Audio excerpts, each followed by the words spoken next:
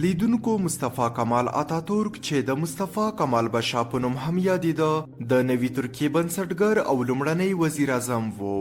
په تاریخ کې مصطفی کمال د یوه جنجالمن کس په توګه لیکل شوی او زموږ د نن ورځې موضوع هم په همدې باره کې ده. موږ به تاسو ته د مصطفی کمال اتاترک د ژوند د حالاتو په اړه ووایو چې څنګه یې د عثماني خلافت سره خیانت وکړ او د مصطفی کمال په دور کې په ترکیه کې د اسلام مبارک دین څه حال و او د مصطفی کمال د عبرتناک مرګ یادونه هم کوو. مګر د ویډیو له پیلولو مخکې که چیرې تاسې زموږ پر چینل نوي یئ نو د مهربانۍ له مخې زموږ چینل در سره سبسکرایب او ویډیو لایک کړئ ترڅو چې زموږ هر نوي ویډیو تر تاسو در ورسیږي. لیدونکو مصطفی کمال اتاترک په 1880 کې د سلونیکا په یوه متوسطه کورنۍ کې پیدا شو. د 2 کلونو و چې پلار یې مړ شو. د سلونیکا او منسټر له ښوونځیو څخه یې تعلیم ترلاسه کړ او په 1905 کې له هغه څخه د سټاف کپتان په رتبه فارغ شو. د تعلیمي دور په جریان کې یې د یوه غوره ویناوال په توګه شهرت وموند او د خپلو ویناوو او تقریرونو له لارې د خلکو تر اغېز لاندې راوستو کې ماهر و.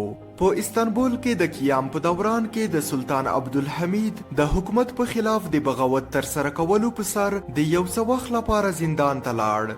له زندان څخه تر خوشي کېدو وروسته یې نظامي دنده غوره کړه او په دمشق کې د 5م لښکر د صدر په دفتر کې وګمارل شو.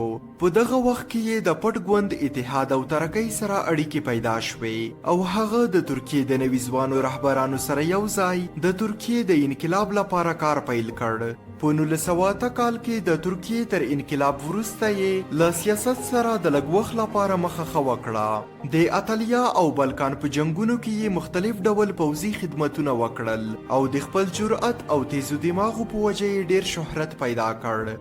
د لومړي نړیوال جنگ په دوران کې یې په بلغاریا کې د پوځي ډیپلوماټ په توګه دنده لرله خو د هغه د غوښتنې په اساس بیرته پوځي خدماتو ته راستون شو.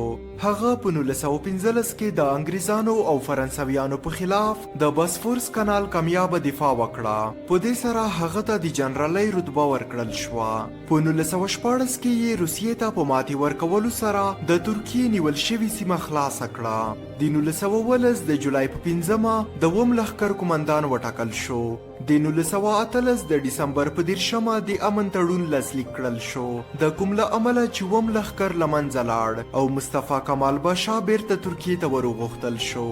هغه وخت خلیفه وحید الدین د عثماني خلافت پاچا و.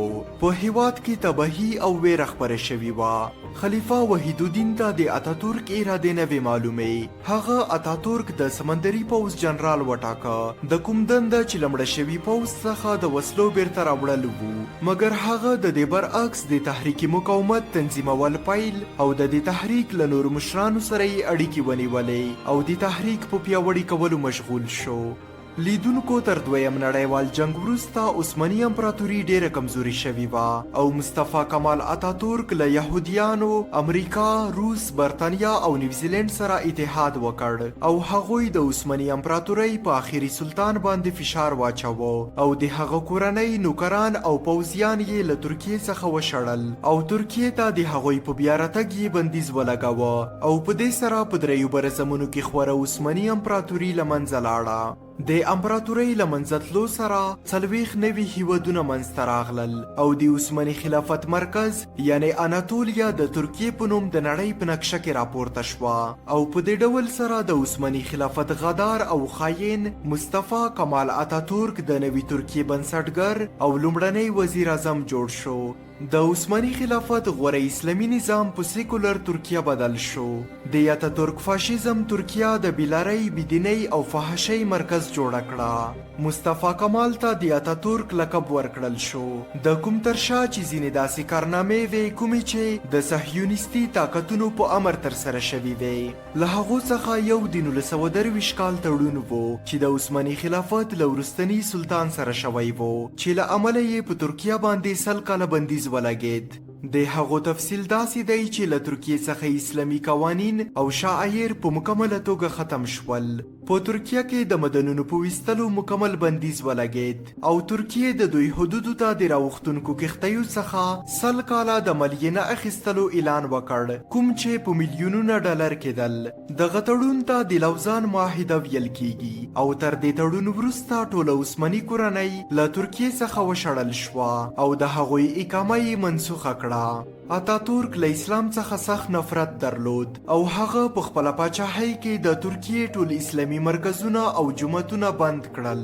د عربي ژبې په ویلو یې بندیز ولګاوه، حتی چې په عربي ژبه یې اذان ویل هم بند کړل. ښځو ته د حجاب اغوستلو اجازه نه وه. د ترکیې په پوځ کې 80 کاله د لمانځه په ادا کولو بندیز و، کوم چې د رجب طیب اردوغان په دور کې ختم شو.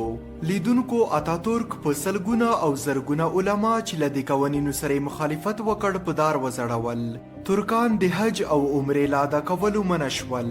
د اتاتورک په وخت کې دومره جبر و چې خلکو په پټه لمنځونه کول او کچېرې په هغه وخت کې د کوم کس په جیب کې د اسلامي کال جنتري پیدا شوی وای نو هغه زنداني کېده. د عثماني خلافت په دوره کې د شیخ، خطیب، وایز، عالم، مفتی او قاضي شپږ تعلیمي درجې موجودې وې. اتاتورک د ټولې درجې ختمې کړې. د استانبول ښار د فتح نښاني او تاریخي آیا صوفیا یې له جومات څخه په موزیم بدله کړه، کوم چې تقریبا 80 کاله وروسته رجب طیب اردوغان بیرته په جومات بدلولو سره د اسلام بیرغ په نړۍ کې پورته کړ.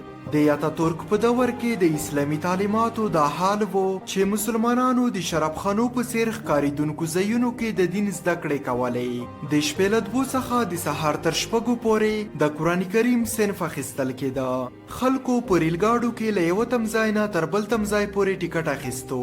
د ریل دروازې به یې په ځان پسې بندولې او هلته به یې ذکر کاوه. نړۍ ته د عدل، انصاف او آرامۍ ښودونکي د دغه سیکولر د جبر نه د بچ کېدو لپاره په زیرزمینیو کې د قرآن کریم درس ویل کېده. شیخ محمودي افندي د هغه ځای ډیر نمتو او مشهور شیخ دی. هغه 18 کاله د اسلام تبلیغ وکړ، مګر هغه یو ملاتړی هم پیدا نه کړ. اتاتورک له ترکیې څخه اروپا جوړه کړې وه. فحشي او عیاشي عامه وه. د شرابخانو او ډمخانو جوړول آزاد وو. اتاتورک په 1923 کې د ترکیې پارلمان ته ویلي وو چې اوس موږ په 20مه پیړۍ کې اوسېږو. د صنعت او سوداګرۍ په دې دور کې موږ د زیتونو او انځرو په کتابو پسې نشو تللی. معاذالله هغه د الفاظ د قرآن مجید فرقان حمید په باره کې وویل. دا کومه پټه خبره نه وه چې مصطفی کمال اتاتورک یو بېدینه شخص و. یو ځل دا خبره مشهوره شوه چې اتاتورک د اسلام نمتو شیخ الاسلام په قرآن کریم باندې په سر وویشته. هغه خدای ته اړتیا نه درلوده. ده په هغه څه باندې باور کوه کوم چې یې لیدلی شول. هغه په دې فکر و چې اسلام په پخوا زمانو کې یوازې یو تخریبي طاقت و او ترکیې ته یې ډیر تاوان رسولی دی. هغه په دې حقیقت سترګې پټې کړې وې چې هم د اسلامي اتحاد د لویې عثماني امپراتورۍ بنسټ ایښی و. ده له هغه شخص نه سخت نفرت درلوده چې له الله تعالی نه به یې دعا غوښتله. هغه دا عقیده لرله چې خدای هیڅ وجود نه لري او انسان خپل تقدیر په خپله جوړوي. د هغه نیت و چې مذهب په مکمل ډول ممنوع کړي، هغه که د طاقت په استعمال سره وي یا هم د دوکې او چل په کارولو سره. لیدونکو قدرت هر منکر د هغه تر منطقي انجام پورې حتمن رسوي او هغه د عبرت نښانه حتمن جوړوي، که هغه د خدایي ډول لرونکی فرعون وي او یا هم په اسلام پورې مسخره کوونکی مصطفی کمال اتاتورک. لیدونکو مصطفی کمال اتاتورک د خپل ژوند په وروستیو وختونو کې د ځیګر په یوه عجیبه ناروغۍ اخته شو. هغه سخت ډار نیولی و. لوی ډاکټران یې راغوښتي وو. هغه د ځیګر شدید درد درلوده او تنده یې هم نه ماتېده. بیا د ډاکټر سرنج په مرسته د هغه له خېټې نه مردارې اوبه راویستل کېدی چې له امله یې د هغه د بدن په ځینو برخو کې حشرات پیدا شوي وو، کوم چې له وسایلو پرته په سترګو نه معلومېدل. دا رنګ حشرات وو او د دې حشراتو له امله ورته خارښت او سخت درد پیدا شوی وو، حتی چې د عیادت او پوښتنې لپاره د راغلو خلکو په وړاندې به هم د ځان په ګرولو اخته وو. ځینو ډاکټرانو وویل چې دا خارښت د سور رنګه حشراتو له امله دی، کوم چې یوازې په چین کې پیدا کیږي. مصطفی کمال اتاترک 2 کاله په داسې حالت کې و او د 1938 د نوومبر په 11 هلاک شو او د هغه تر مرګ وروسته د هغه د جنازې د لمانځه په باره کې سخت اختلافات رامنځته شول. وزیر اعظم غوښتل چې د هغه د جنازې لمونځ دې ونه ویل شي، په داسې حال کې چې د پوځ مشر ویل چې د جنازې لمونځ دې وویل شي. بیا د هغه د جنازې لمونځ د اوقافو رئیس شرف الدین افندي وویه، کوم چې خپله له اتاتورک نه بدتر او خبیث شخص و.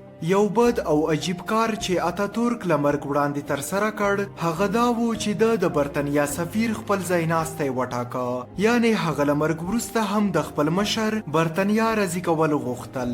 مشهور مصری تاریخ لیکونکي منصور عبدالحکیم په خپل یو کتاب کې لیکلی دی چې په خپلو اخري ورځو کې اتاتورک د پارک په هوټل کې و.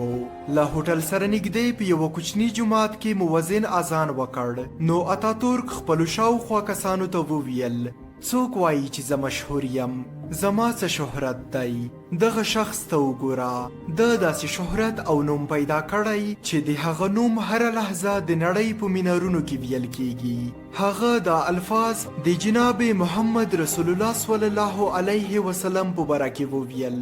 بېشکه چې اتاتورک د اسلامي نړۍ یو لوی غدار و، مګر د بېدینه او فاسقو اشخاصو لپاره یو اتل و. هیله ده چې د انفارمیټیو پښتون چینل دا ویډیو در سره لایک او شیر کړئ.